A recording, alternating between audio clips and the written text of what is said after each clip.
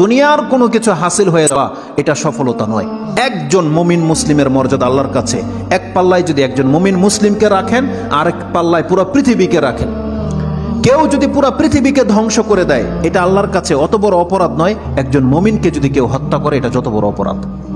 তাহলে একটা মানুষ তাওহীদের উপরে যারা আছে তাদের মান মর্যাদা এত, আল্লাহ বলছেন অতএব তারা যেন দুনিয়ার জন্য নয়, বরং তারা ওই পরকালে জাহান্নাম থেকে মুক্ত হয়ে যাওয়ার সেই রাস্তা যেন তারা অবলম্বন করে। কারণ সেই দিন যাকে জাহান্নাম থেকে শুধু বাঁচানো নয়, দূরে রাখা হবে।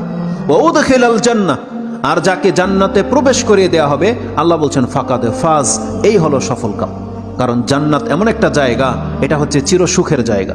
একবার শুধু কোনো ব্যক্তিকে জান্নাতে ঢুকিয়ে দিলে জীবনের যত পেরেশানি আছে সব দূর হয়ে যাবে, সব দূর হয়ে যাবে।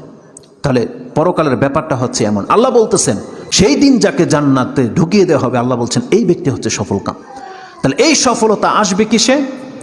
একমাত্র আপনার ঈমান, তাওহীদ। আপনি আল্লাহকে মেনে নিয়েছেন, আল্লাহর বান্দা, আপনি আল্লাহর সাথে শিরিক করেন না, এমন প্রত্যেকটা ব্যক্তি সেই জান্নাত সে পাবেই পাবে। এটা আল্লাহ ওয়াদা করেছে।